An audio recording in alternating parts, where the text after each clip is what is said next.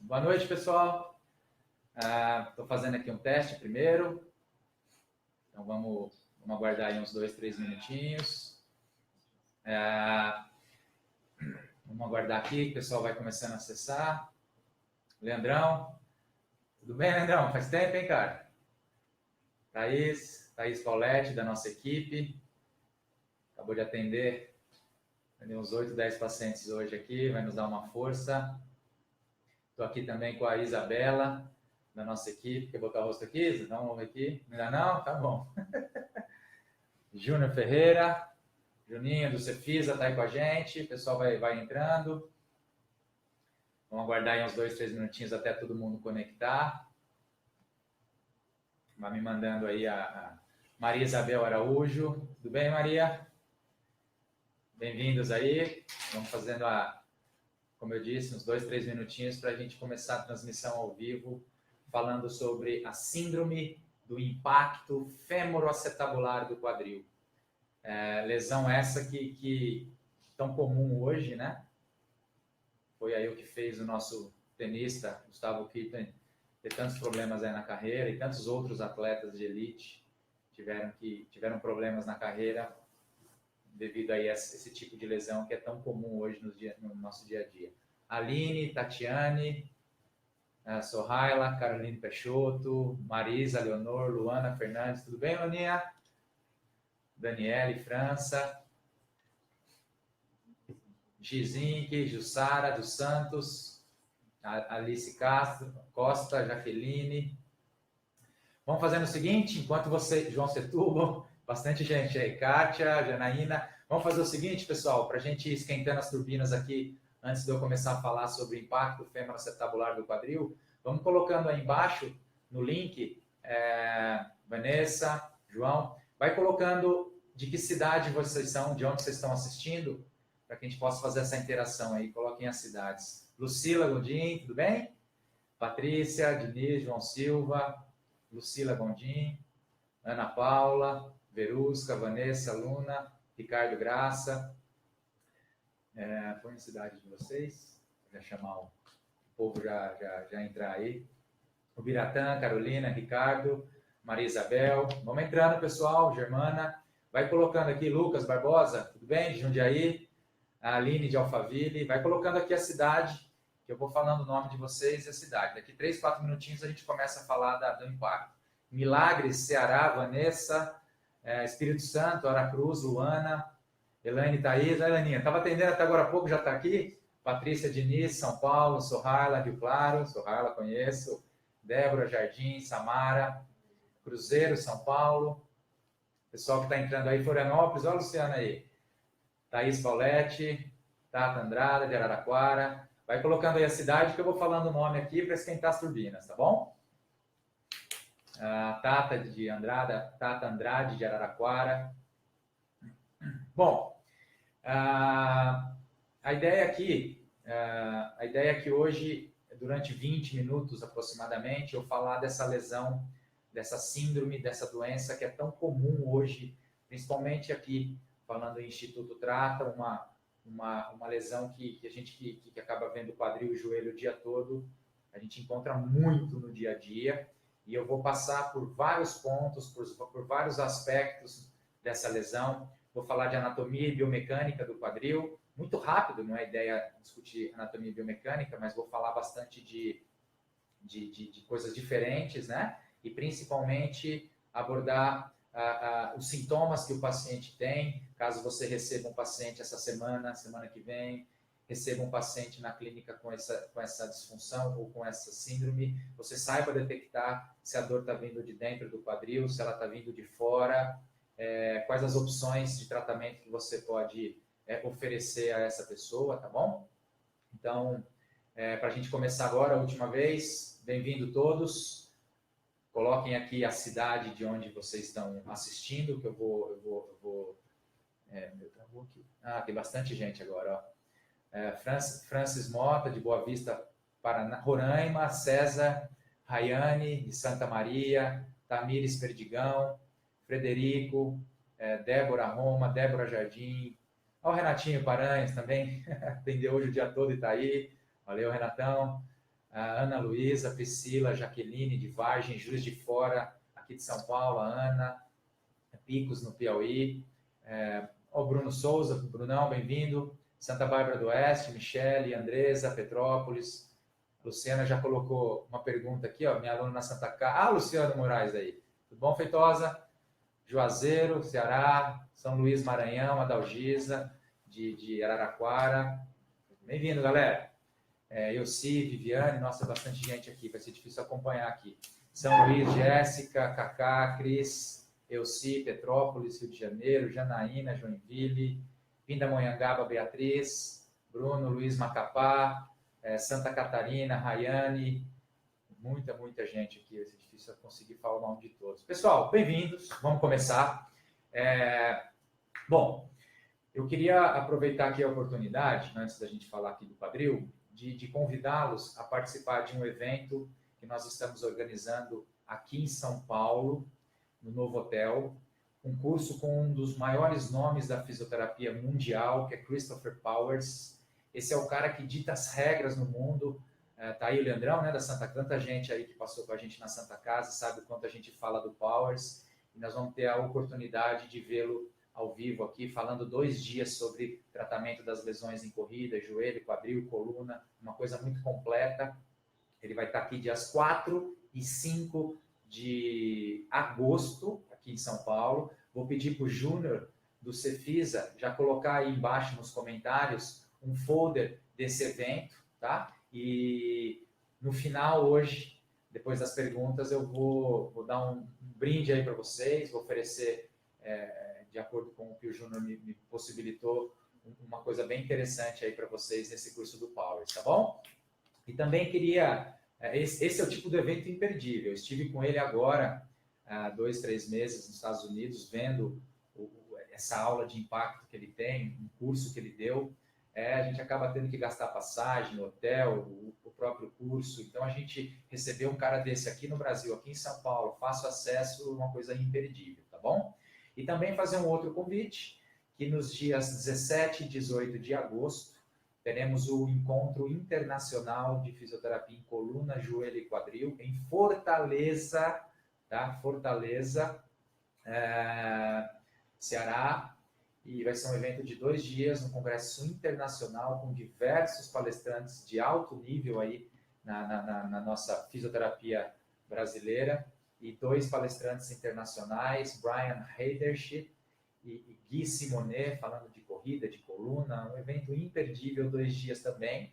E o Júnior já colocou ali o link para vocês acessarem as inscrições do curso do Powers, para quem interessar, e depois, daqui 1, 2 minutinhos, eu peço para ele colocar também o do Encontro Internacional de Fortaleza, que é um encontro onde o Trata e o ITC vão abrir as portas para que vocês, para a gente fazer uma atualização geral aí, uma coisa bem legal. Se o som estiver ok, Júnior, manda um ok para mim, de que está tudo ok, que está tudo bem com o som, que vocês estão conseguindo ouvir bem, tá bom? Bom, meninas, por favor, na hora que ele mandar um ok, me avisa, só para saber se o som tá bom.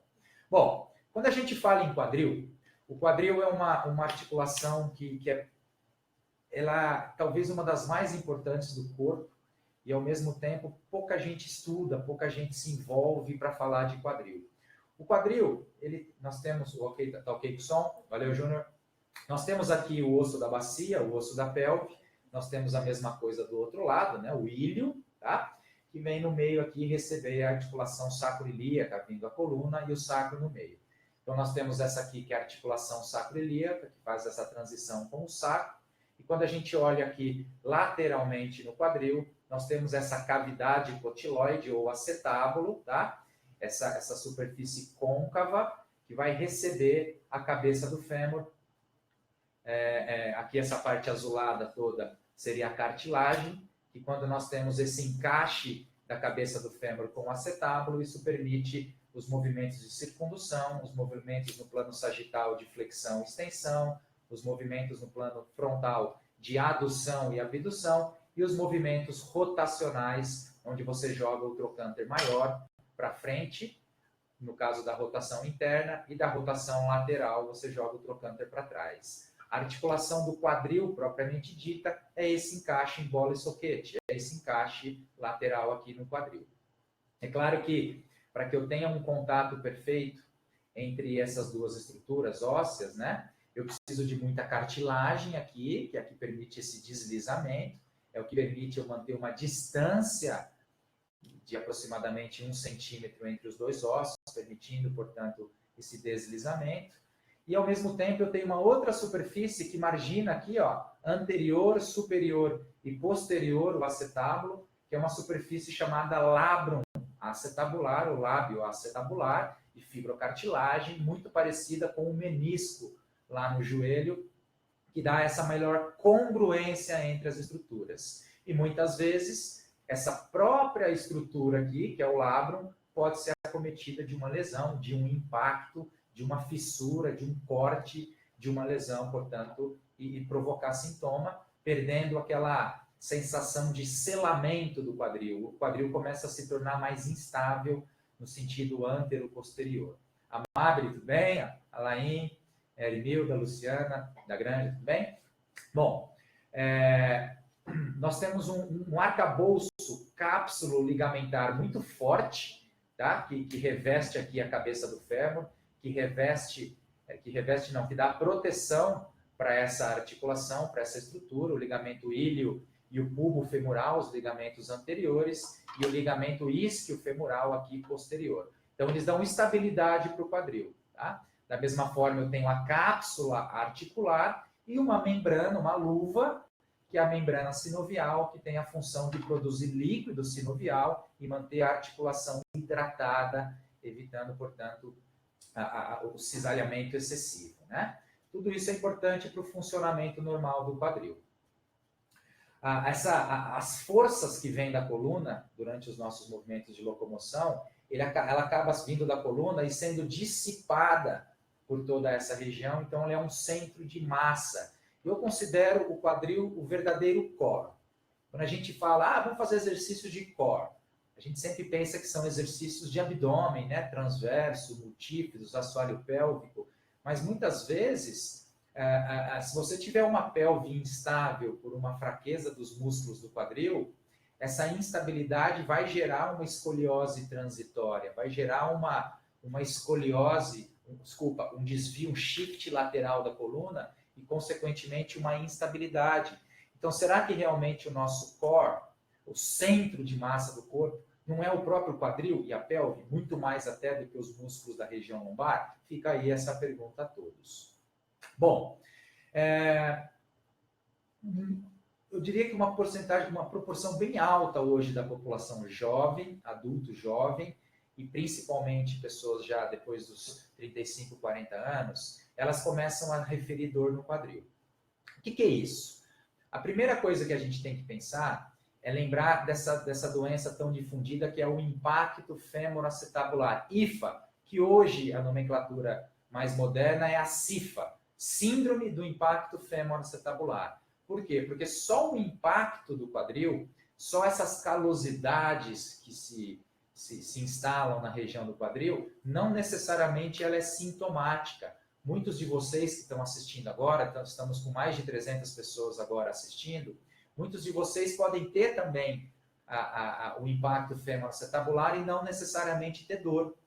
Quando essas alterações mecânicas e biomecânicas do quadril se tornam sintomáticas, aí é o momento que a gente diz que você desenvolveu uma síndrome do impacto fêmur-acetabular, porque é sintomática. Senão, não. Senão, você pode ter um impacto normal, uma deformidade normal, do tipo Kahn ou do tipo Pincer, sem ter sintoma. Espera aí, acabei de tocar no assunto de Kahn e Pincer. O que é isso? Algumas pessoas acabam desenvolvendo, nessa junção aqui, na região antero-superior da cabeça do fêmur, na junção entre a cabeça e o colo do fêmur, a junção cabeça-colo femoral, acabam desenvolvendo uma calosidade, um bump ósseo. E quando isso ocorre, quando tem uma ossificação aqui, quando tem uma calosidade aqui, nós chamamos de impacto do tipo Kahn ou do tipo Kami. Tá? Essa é mais comum. Essa é o que a maioria das pessoas apresentam inicialmente. Depois disso, qual é a causa do impacto do tipo CAMI, ou até da próxima, que é o impacto do tipo pincer, que eu falo daqui a pouco? Pode ser uma sequela de uma doença de Legg-Calvé-Pertz, uma doença da infância entre 5 e 10 anos de idade, uma necrose avascular da cabeça do fêmur por interrupção da artéria circunflexa, e aí desenvolve uma necrose de um pedaço da cabeça, e isso com o tempo gera uma deformidade. Eu posso ter um escorregamento epifisário, um escorregamento da fise de crescimento, que também a epifisiolise pode gerar uma deformidade da cabeça, e normalmente são aqueles que desenvolvem um CAM muito intenso, tá? Até uma perda de esfericidade da cabeça do fêmur, tá? Então esse é um impacto do tipo CAM, que é o que a gente vê mais comumente. Tudo bem, meninas? Isso aí? Um outro tipo de impacto que a gente vê muito no quadril é o impacto do tipo pincer, que é quando por N motivos também, seja por aquelas 2 lesões que eu disse na infância, seja por alterações biomecânicas, fatores hereditários, normalmente quem tem papai, mãe, irmãos, tios que tiveram artrose, tem artrose, o filho tem uma chance de desenvolver calosidades, desenvolver essa perda de esfericidade. Fraqueza muscular, algum esporte de alto impacto, de altas amplitudes do quadril, também podem favorecer o aparecimento do impacto do tipo CAM ou do tipo pincer.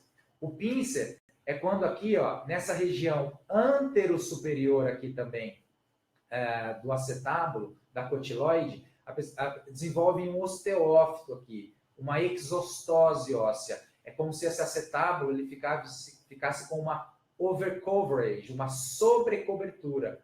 E pessoas que têm uma sobrecobertura do acetábulo e tem um CAM, um bump ósseo aqui, o mixed, né, o misto, o impacto misto, é óbvio que quando essa pessoa faz um movimento de flexão acima de 90 graus do quadril, ela tem uma chance grande de desenvolver o impacto fêmur-acetabular. Esse é o nome dessa síndrome, dessa doença que eu estou falando hoje. E no meio dessas 2 estruturas, dessas 2 extremidades ósseas tendo impacto, nós temos o labrum acetabular, que pode sofrer de uma lesão, de uma fissura e N outras coisas. E isso tudo pode passar batido ou pode se tornar sintomático.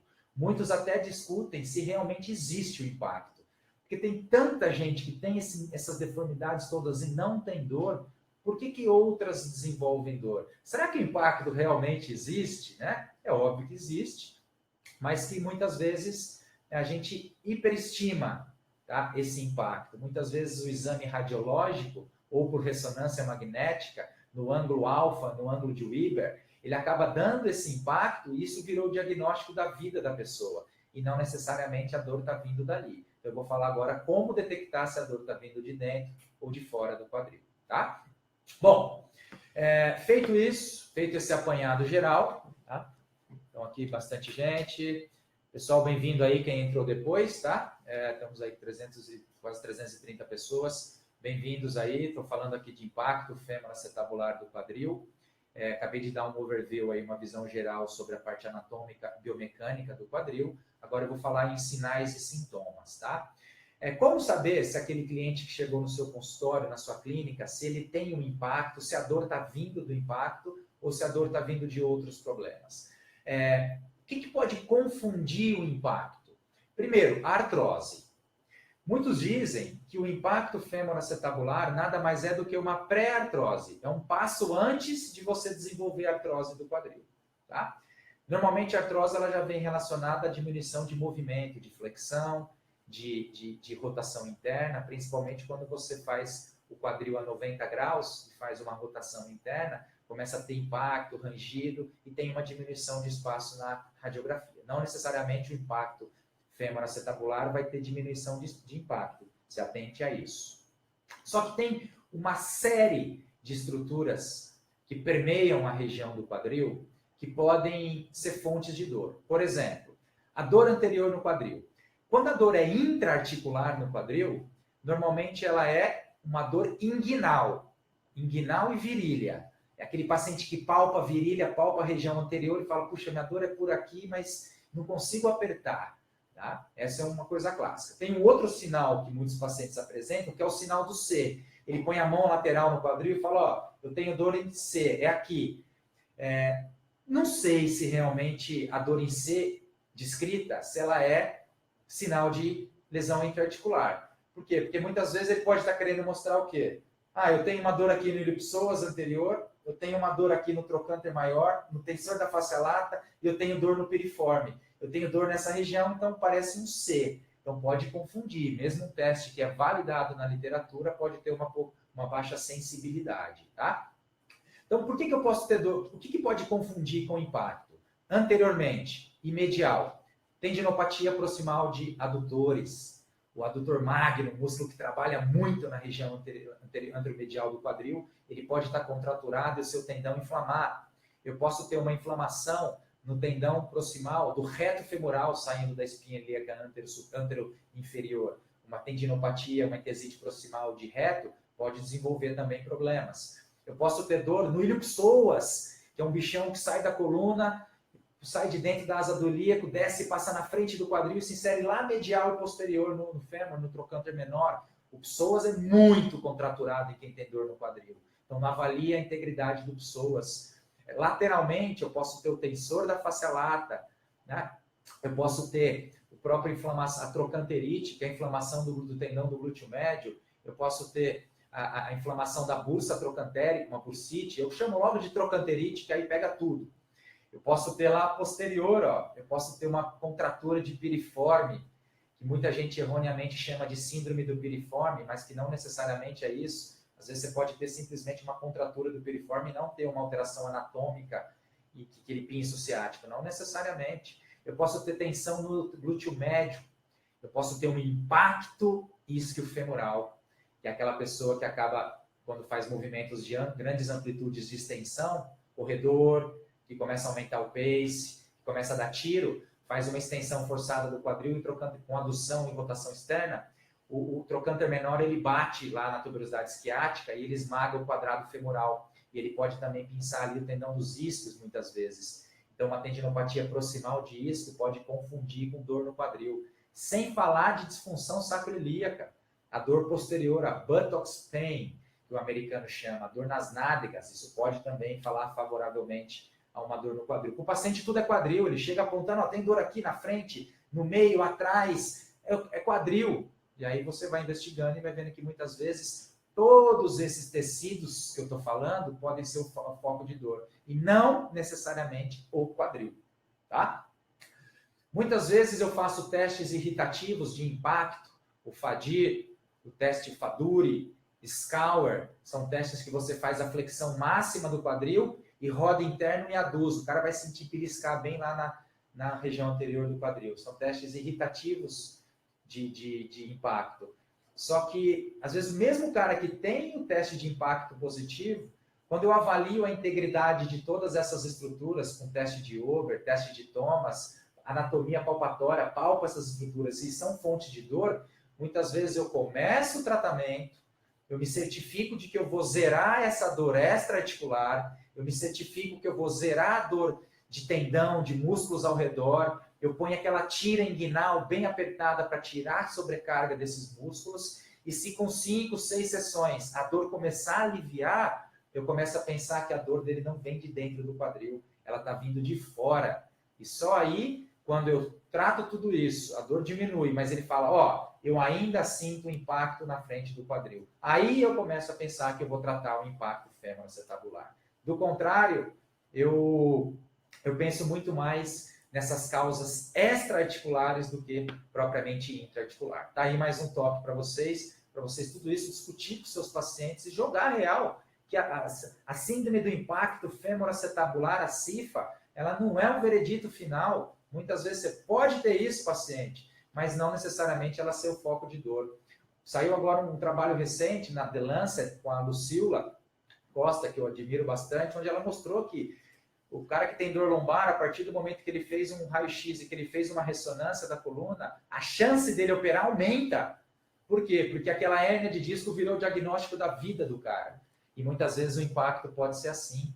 Se você faz uma ressonância e acusa uma lesão do lábio, acusa um pincer, na cabeça do cliente, do paciente, ele tem impacto femoroacetabular, a vida acabou, agora eu só tenho isso, esse é meu diagnóstico. Calma, vamos tratar conservador, vamos zerar essa dor extra-articular.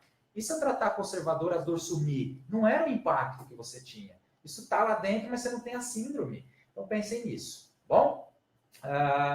Então falei bastante aí de sinais, falei de sintomas que você pode perceber no seu cliente, no seu paciente. E agora a gente vai abordar um pouco a parte de tratamento. Discutir o tratamento cirúrgico, medicamentoso e o tratamento conservador. Bom, só aproveitando aqui, eu vi que nós demos um salto aí, quase 400 pessoas curtindo. Muita gente aí, Eduardo Miranda, abração Edu, Alexandra, Camila, pessoal aí de tudo quanto é canto, Leonardo Mascaro, bastante gente aqui, ó, muita interação. Então eu queria agora, então bem-vindo aí quem entrou agora, entrou muita gente nos últimos 5 minutos. Eu acabei de falar de anatomia biomecânica, falei um pouco dos sinais e sintomas que o paciente com dor no quadril, com impacto ou a síndrome do impacto femoroacetabular apresenta, né? Estou aqui agradecendo a Thaís Pauletti que está comigo, a Isabela também que estão me ajudando bastante aqui nas interações. Nós vamos ter agora, daqui 5, 10 minutinhos, as perguntas. Coloquem aí, pessoal, que entrou depois, a cidade das quais vocês estão assistindo aí esse live, tá? Coloquem as cidades, tem gente do Brasil todo aí. Queria então aproveitar de novo, para quem não viu, e divulgar aqui o curso do Powers. Nós teremos agora dias 4 e 5 de agosto, aqui em São Paulo, no novo hotel, um curso de corrida, joelho e quadril, de Christopher Powers, que é o cara que hoje tem mandado prender e soltar na área de biomecânica, de tratamento, e ele vai estar aqui para a gente, fresquinho, ao vivo, em São Paulo, no novo hotel. Instituto Cefisa, quem está organizando o evento. Temos aí vagas limitadas, são 120 vagas, então corram aí, já temos aí aproximadamente metade delas já cumpridas. Eu vou pedir, Júnior, coloca mais uma vez aqui o link ou o banner, o flyer aí do curso do Powers. Eu fui agora há 2, 3 meses com meus parceiros aí, a Curso, Fabão Arcanjo, João Barbosa da nossa equipe, Cláudio Casarini. Estivemos agora no curso do Powers nos Estados Unidos, com um custo absurdo aí de passagem, de hotel e tudo mais, porque a gente quer ver o cara falar, quer ver as novidades. Ele está aqui para a gente em São Paulo, dias 4 e 5 de agosto, não dá para a gente deixar de ir, tá bom? E da mesma forma, também peço para o Júnior colocar logo abaixo o flyer do nosso encontro internacional de fisioterapia em coluna, quadril e joelho, que vai ser realizado nos dias 17 e 18 de agosto, em Fortaleza, Ceará. Esse é um curso onde, além de mais de 15 palestrantes nacionais, teremos também a presença de Brian Heiderschip, Fernando Miranda, Camilinha, Maria, Marcelo Lima, Letícia. Teremos aí Brian Heiderschip e Gui Simonet abrilhantando o evento, 2 monstros aí americanos, além dos palestrantes nacionais. Então venham, vejam aqui o banner que o Júnior do Cefisa vai colocar aqui abaixo, e ele vai botar o link para fazer as inscrições também para quem interessar ir para Fortaleza, pegar uma prainha, ao mesmo tempo estudar bastante lá, tá bom? Então vamos lá, vamos para a parte final agora, tratamento. Você examinou o teu cliente, escutou o teu cliente, fez a anamnese, colheu a história, fez os testes irritativos para saber se aquela dor está vindo do quadril mesmo ou não, fez a palpação das estruturas, você já tem na sua cabeça um diagnóstico, pelo menos disfuncional, do que dá para fazer. Naira, beijão, Nairinha, Carla, Fábio, de Itu, Uberlândia, Carla de Uberlândia, Karina Melo de São Paulo, bem-vindos, Taquaritinga, Du, Petrópolis, Lulobo, Aldo de Cuiabá, Leônia aqui de São Paulo, Petrópolis, Carolina, Marcelo Jabur de Ouro Branco, Minas Gerais, Quixadá, Ceará, Alain, tem que estar aí, hein, Alain, em Fortaleza, São Manuel, São Paulo, Irecê, Bahia, Foz do Iguaçu, Paulo César, Pablo Queiroz, André, Marcelo, Andrezão, pô, fala Andrezão, Lucas Souza de Louveira, São Paulo. Bom, tratamento. O que você vai falar para o seu cliente que chega com impacto, com diagnóstico de impacto, que você detectou que ele também tem dor extra-articular? A literatura é da seguinte forma, inclusive a Jospit desse mês está a melhor Jospit que eu já vi na história, tá? A Jospit esse mês fechou quadril. Tem 12 artigos só de impacto de dor sacroiliaca, de dor inguinal, só impacto do quadril na Jospit de abril. Então não percam aí, vale muito a pena a Jospit desse mês para continuar aí o que a gente está fazendo aqui hoje. Baseado em tudo que eu leio, baseado em tudo que a literatura preconiza, baseado em toda a minha prática clínica de ver quadril aqui o dia inteiro, o que eu falo normalmente? Você tem um impacto no raio-x, na ressonância, você tem muita dor extra-articular. Você tem 3 saídas, plano A, B e C. O tratamento cirúrgico é uma opção. Qual a cirurgia para quem tem um impacto, mas não tem artrose? A artrose gravíssima é prótese, mas para quem tem um impacto, uma pré-artrose, existe o tratamento via artroscópica, né? O tratamento artroscópico, para lá raspar, passar o shaver ali no can, passar o shaver no pincer, fazer uma sutura do labrum. Tem trabalhos que mostram excelentes resultados do tratamento cirúrgico. Tem trabalhos, inclusive um da British Journal, da British Journal da New England. Tem agora um trabalho pica, foda do trabalho, recente agora, 2, 3 meses. Não lembro se é na New England ou na British Journal. Se alguém souber, na Narinha que está aí, põe pra gente aqui. Os caras compararam a artroscopia do quadril versus o tratamento conservador, o follow-up de 1 e 2 anos, se eu não me engano. Né? Discutimos bastante esse trabalho aqui. Em médio e longo prazo, o efeito é o mesmo, tá? Do tratamento cirúrgico e do tratamento conservador. Tem gente lá fora que faz até cirurgia de quadril profilática. O cara tem dor num quadril, faz artroscopia, e do outro lado ele tem o canho pincer, já raspa, já opera o outro quadril que não tem dor, para evitar um dia que esse impacto venha a machucar mais o quadril. É uma visão? Respeito. Olha o Clécio aí de Londrina, BH, Marcinha, olha o IDM lá de Brasília. Respeito, mas calma. A minha linha de conduta, não sou o dono da verdade, estou longe disso, estou simplesmente passando uma ideia aqui, da minha opinião clínica, tá? Estamos com 400 pessoas aí assistindo.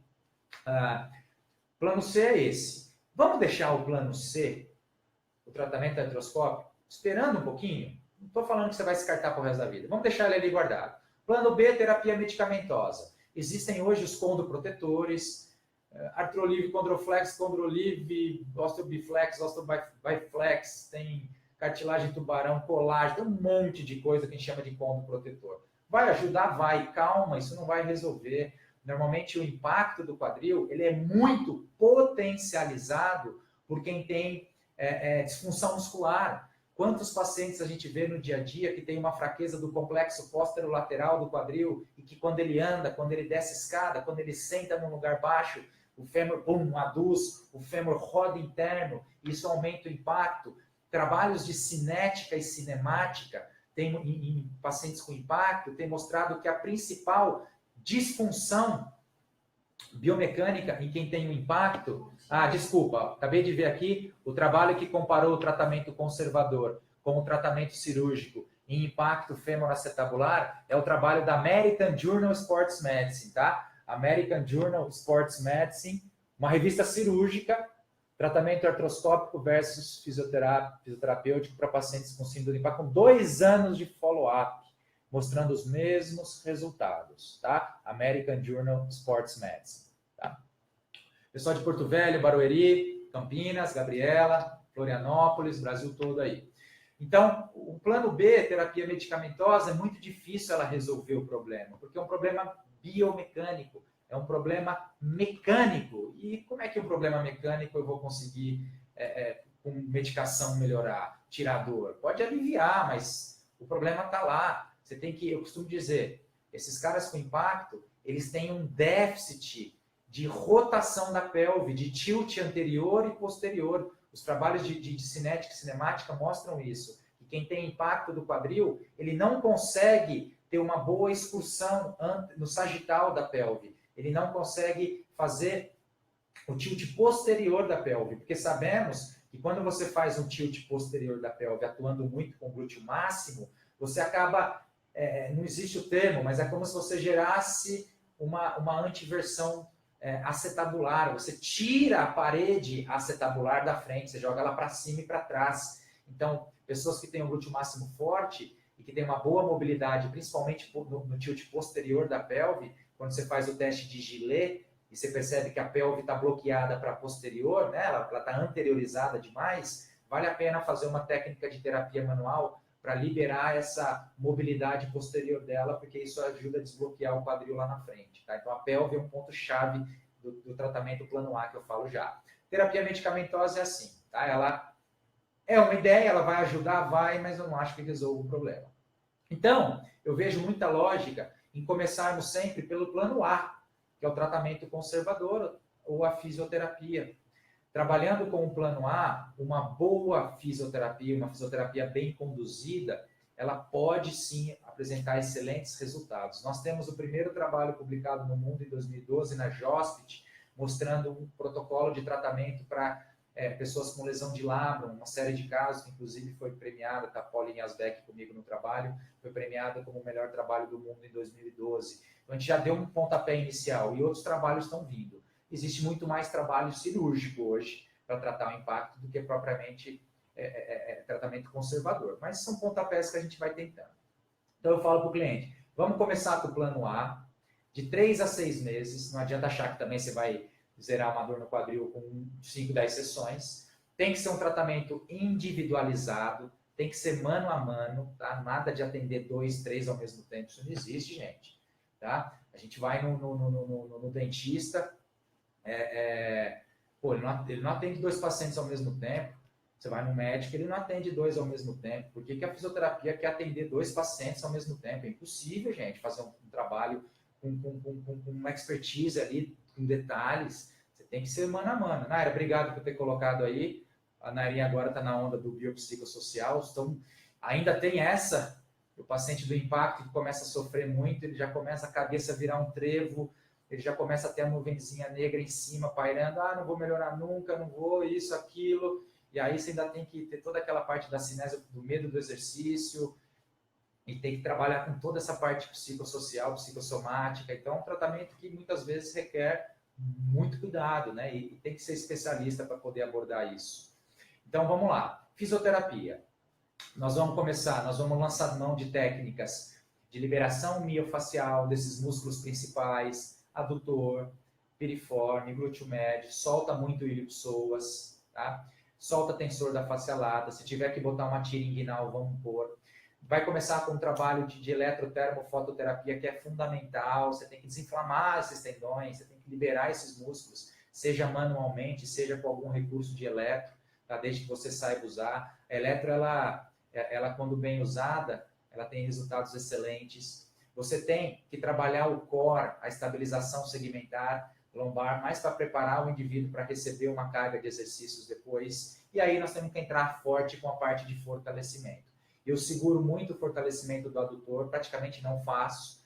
Eu seguro muito o alongamento, não vejo lógica nenhuma de alongar isquiotibiais em quem tem impacto, você só vai ficar levando a perna lá para cima e favorecendo o impacto. Eu estimulo muito o fortalecimento de complexo propulsor, glúteo máximo, quadríceps, panturrilha, que quem faz a propulsão, tá? Começando em cadeia aberta, evoluindo para cadeia fechada. Você só tem que tomar cuidado na cadeia fechada para não fazer os agachamentos, os afundos da vida, gerando muita flexão no quadril. Você nunca pode passar dos 90 graus, porque aí você vai estar favorecendo o impacto anterior do quadril, tá? Então eu seguraria bastante isso. Aos poucos, você vai introduzindo atividades mais funcionais, atividades de força com função, com controle do movimento, atividade neuromuscular. Tem vários protocolos nossos aí na internet, pode colocar o meu nome lá no YouTube e cruzar com quadril, que tem um monte de vídeo que eu já disponibilizei lá. No meu site também, www.thiagofukuda.com, até peço, Júnior, coloca o meu site aí, por favor, para alguém que queira pegar o material. Esses artigos que eu estou citando aqui tem tudo lá, então peço para o Júnior colocar aí www.thiagofukuda.com. Lá tem muito material, muita ideia de exercício, e eu acho que um protocolo desse dura em torno de 2 a 3 meses no mínimo, é o que a gente precisa, e depois vai reavaliar. Se tiver um sucesso no tratamento, toca a vida, vamos continuar a vida aí, vamos fazer um pilates, vamos fazer só cuidado com o pilates, cuidado com alguns exercícios que podem ser lesivos, não o pilates em si, eu falo alguns exercícios que até na própria físio a gente pode fazer. SLR, pegar aquele exercício de botar o tornozeleiro aqui e ficar fazendo elevação da perna reta, isso é um crime para quem tem lesão no quadril. você favorece o impingement, você favorece o impacto, você gera uma translação anterior de mais de 1000 newtons, aí, quase 100 quilos anterior no quadril, você colocando um pezinho de 5 quilos no tornozelo. Então, corta o SLR, nada que possa levar muito o fêmur até a barriga, ou nada que possa exigir muita flexão de tronco que passa de 90 graus, porque aí você vai impactar e vai irritar. Então, são cuidados que você tem que ter durante o tratamento. E se em 3 a 6 meses de tratamento conservador, bem conduzido, você não tiver o resultado esperado, eu insistiria. Mas se mesmo se a dor estiver incapacitante, alterando a qualidade de vida, você sente que tem um grande déficit de mobilidade no quadril, aí eu acho que vale a pena você indicar para o cirurgião de quadril, para juntos aí tomar a decisão se vale a pena ir para uma artroscopia e depois fazer mais 2, 3 meses de fisioterapia pós-operatório para tentar solucionar. Mas desde que você tenha cumprido o que a área sempre preconizou. Tratamento conservador, plano A, medicamentoso B e plano C, o cirúrgico. Vamos seguir esse trâmite, seguir esse passo a passo, tá bom? Então era isso. Espero que vocês, nesses 30 minutos, 35 minutos de aula, tenham gostado. Espero que eu tenha despertado o interesse de vocês por essa área. A partir de agora, eu vou ficar aqui aberto a perguntas. Eu já vi que vocês estão interagindo bastante aí na internet. E eu vou começar agora a responder algumas perguntas para vocês. Ramonzinho, parceiro de Ribeirão Preto, do Trata, muita gente aqui, ó.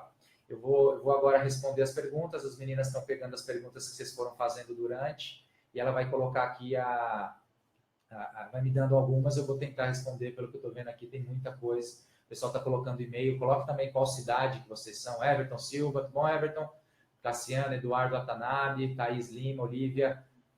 Tá aqui o pessoal botou até os artigos que a gente está dando na aula. Então vamos lá para responder perguntas. Só antes disso, é a última vez, prometo que eu vou falar sobre isso, é porque está muito rotativo, ó.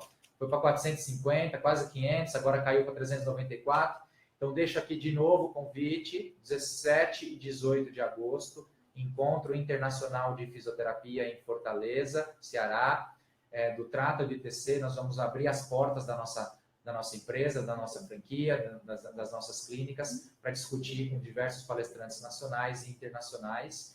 Então, o Júnior colocou aqui o link do Encontro Internacional do Trata, se não nas minhas páginas, vocês podem encontrar o tempo todo aí no Instagram e do Facebook. E tem também o curso do Powers, que o Júnior vai colocar aqui uma forma muito facilitada, curso do Powers, dia 4 e 5 de agosto aqui em São Paulo. Júnior, coloca aí sua promoção, coloca aí sua facilidade, agora é a hora. Então, o pessoal aí que está vendo a parte final vai ter essa facilidade que o Júnior vai colocar aqui as informações, vai facilitar a forma de inscrição. Temos ainda 60 vagas, vamos correr, porque o homem está vindo. Christopher Powers no Brasil, 4 e 5 de agosto, ok?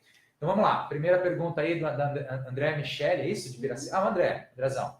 Há uma causa conhecida para formação do bump ósseo no fêmur, do CAM? Não, André, é muito variável. Pode ser, como eu disse lá no comecinho, falando da anatomia, eu disse que pode ser uma sequela de uma doença da infância, PERTS, epifisiolise, pode ser uma tendência genética e hereditária quando pai e mãe têm, pode ser alguém que fez um esporte de alto impacto a vida toda, isso acabou gerando esse impingement, pode ser alguém que tenha muita disfunção biomecânica, muito valgo dinâmico, pouquíssima mobilidade da pelve. Fala Eduardo, valeu.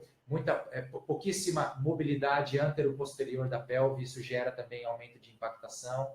Com o passar do tempo, isso vai crescendo e virar um problema. Tá bom? Mais alguma pergunta? Enquanto as meninas... Cinta inguinal é uma tira que a gente coloca para... Valeu, Mauro Godoy, Trata Porto Alegre, Maurão, Cassiano, Cleiton. E aí, Cleiton, tudo bom? Bom, Eduardo Miranda, qual a melhor forma de fazer a liberação de adutor? Agulhamento, combinada? Ali passa a pé da artéria femoral, né? Eu não manjo muito de agulhamento seco. Até você sabe muito mais que eu que isso, por ser um baita terapeuta manual aí. Eu libero na mão, ponto gatilho, ponto isquêmico, deslizamento profundo, terapia combinada, em alguns casos eu faço sim. Se a dor estiver vindo do tendão, aí eu uso laser. Se ela estiver vindo do ventre muscular, eu faço uma terapia combinada. Se você tiver umas placas de ondas curtas também, eu acho que vai bem irradiar ali. ou colocar tiro inguinal, porque ela vai prensar ali e melhorar bastante aí, tá? É isso que eu faria, até se tiver mais experiência aí na terapia, no agulhamento, coloca aí para o pessoal saber aí a tua experiência, que eu sei que é muita. Aí eu acabo não utilizando muito por desconhecimento.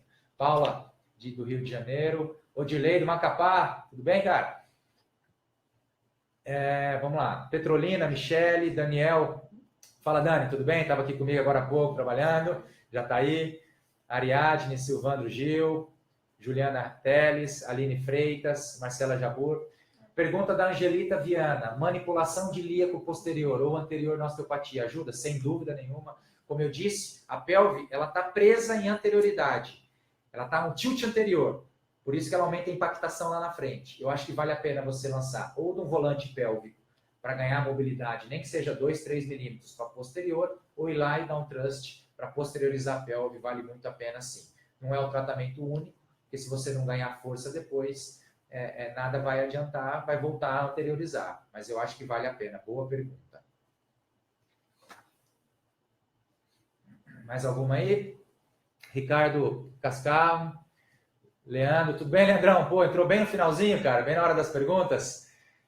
Deixamos várias informações aí, Leandro, sobre o curso do Powers, agora em agosto. Dá uma olhada aí nessas mensagens acima, pra você pegar o folder aí do curso do Powers. Tem também o Encontro Internacional de Fortaleza.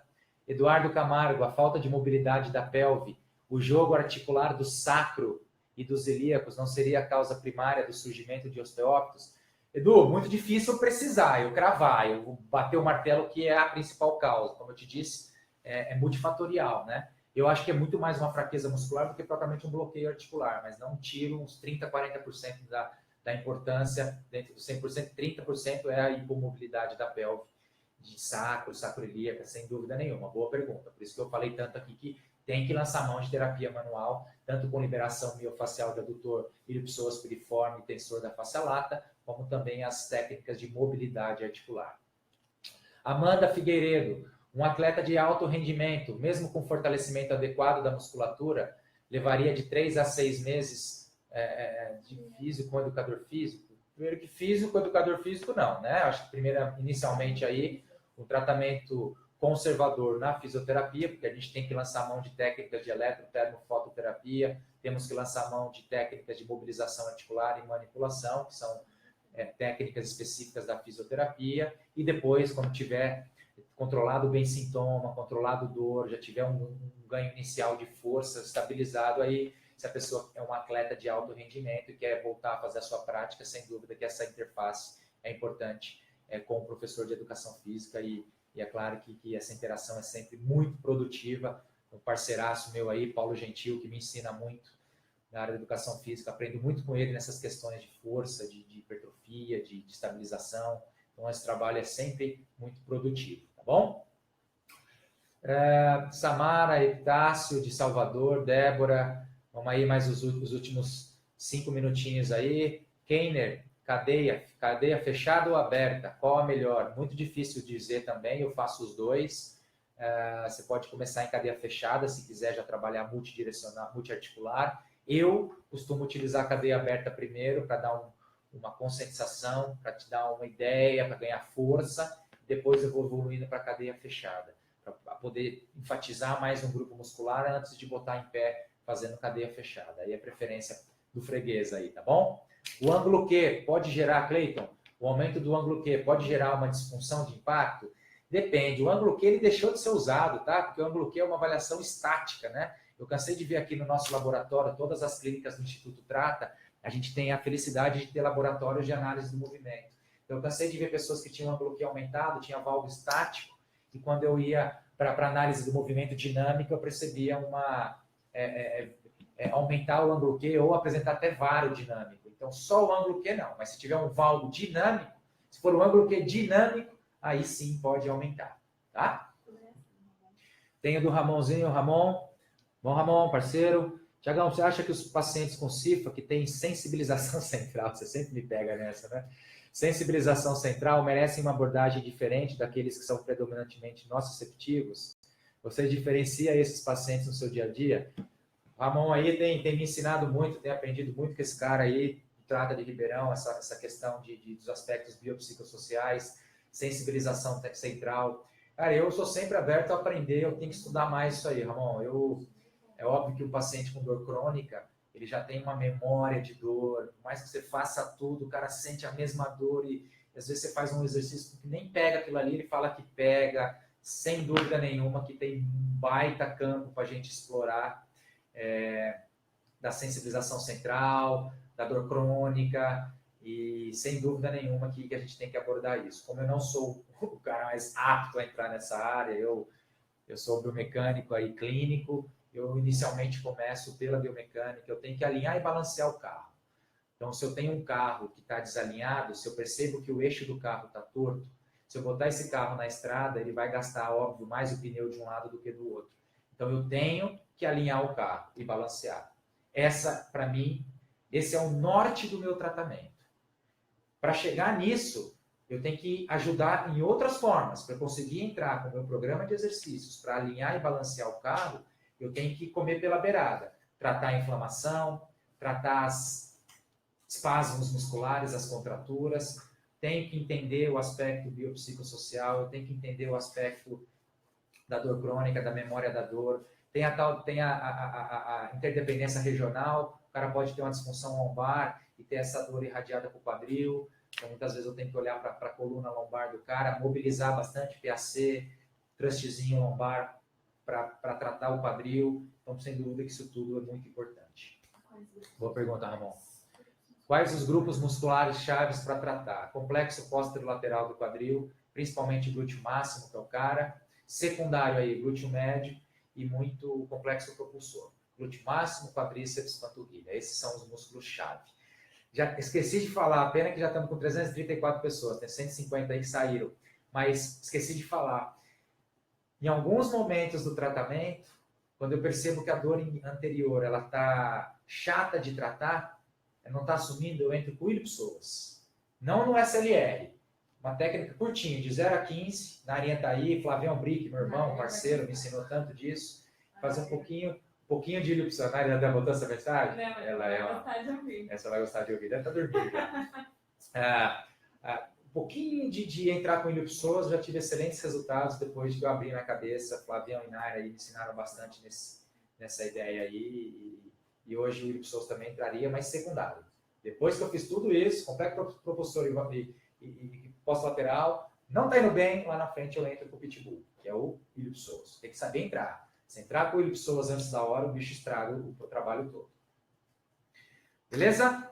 Vamos finalizando, mais 3 perguntinhas aí, duas, 3 perguntinhas. Júnior Cefisa, tem alguma coisa que você queria deixar um recado aí, que ele escreveu para o pessoal? Ainda estamos com 340 pessoas aí ao vivo, chegamos a 500. Eu acho que eu falei várias vezes aí do nosso encontro internacional do Trato, acho que a maioria aí, se alguém ainda quiser saber alguma coisa sobre o encontro do Trato em agosto, 17 e 18, põe a mensagem aqui que o Júnior já na hora te manda o link, ou se quiser saber do curso do Powers, o pai está chegando aí, o pai da biomecânica e da FIS está chegando aí em São Paulo em agosto, 4 e 5, o Júnior já põe o link aqui também. Como você altera a hiperextensão de quadril na corrida? Boa, Aline. Muitos pacientes que têm impacto, na verdade, eles têm impacto por frouxidão ligamentar. E quando eles têm hipermovimentação da cabeça do fêmur, normalmente isso ocorre quando ele faz a extensão forçada. Se o cara tem uma hiperextensão, eu peço para aumentar a cadência na corrida. Eu peço para ele começar a dar passos mais curtos e eu faço muito fortalecimento de panturrilha, estimulando o push-off.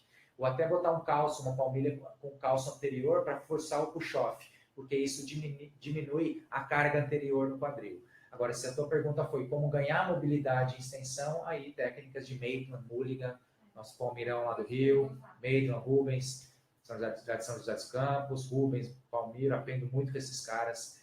E aí lança a mão do seu Mulligan, do seu Maitland, da sua terapia manual. Isso, mais 2 para acabar. Ju Ferreira, a Gilcena, Arismário Carvalho, Keiner, Carolina, Luciano Moraes, tudo bem, Feitosa? Tudo em paz? Qual o ângulo de proteção para você trabalhar o complexo posterolateral sem aumentar o impacto? Como eu disse, não pode passar de 90 graus de flexão do quadril. Você não pode agachar muito. com a estratégia do quadril jogando a bunda para trás, passando dos 90 graus de quadril, tá bom? Essa é a principal angulação de proteção aí. Mini agachamento não seria indicado para pacientes com síndrome acetabular. Douglas Oliveira, exatamente o que eu acabei de dizer. O mini agachamento que eu faço, tá? Para evitar o impacto. O que mais? O Clécio aí. Fala, parceiro. Preciso conversar contigo, hein? Me liga, cara. Manda uma mensagem que eu tô atrás de você aí.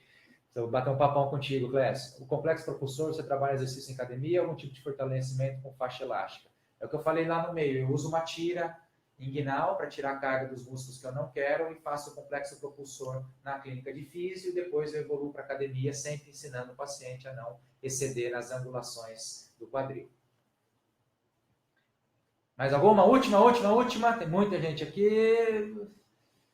Valeu, Angelita. Lúcio Carvalho, Sheila, obrigado pelas palavras. Cleiton, obrigado aí também, de Brasília. Eduardo Amaral. Atleta sintomático, afasta. Eu nunca trabalho com afastamento do esporte. Sempre continuo, Eduardo. Só diminui 20% do volume. CPL menos 20. Complexo pós-lateral, complexo propulsor, tira 20% da carga. Tá? Palmilha, ainda não existe evidência não de palmilha para impacto. Rodrigo Fabres, há alguma explicação de dor na virilha durante a caminhada e a dor desaparecer na corrida? Por isso que eu falo que nem sempre é impactos. Por que dói na caminhada se é o impacto que está causando a dor?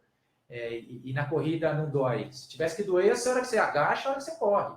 Você faz grandes amplitudes. Então, será que se está doendo na caminhada e na corrida não dói? Será que realmente é o impacto? Será que não é tecido mole em volta? Tem que tratar. Tem que liberar tudo, liberar miofacial, fazer todo o protocolo que eu disse. E isso daí. Se alguém tiver dúvida aí, é óbvio que eu estou sempre à disposição para algum paciente que vocês tenham aí que queiram a minha opinião, me encaminho, faço análise, faço avaliação, passo no sistema de análise do movimento, emito um laudo e encaminho de volta para vocês o paciente para vocês fazerem o trabalho lá em loco, tá bom? Estou à disposição para isso. Faço muito isso, muito colega fisioterapeuta me indica, eu faço avaliação, dou minha opinião, faço um laudo biomecânico, passo aqui no sistema de análise do movimento, na plataforma de força e devolvo o laudo para o paciente fazer a reabilitação com quem encaminhou. Beleza? Última. Eu estou com fome. Tá? Maria Carolina, para exercícios de abdução não tem ângulo de proteção como na flexão? Não, para abdução não. Abdução não tem muita coisa não. Valeu, galera. Então é isso. Espero que tenham gostado. Prazerzaço estar com vocês. Vamos ver se sempre a gente faz aí pelo menos a cada 2, 3 meses, porque é corrido. Está aí desde as 10 horas hoje atendendo, mas ficar aqui até as 10 da noite, 12 horas hoje de clínica.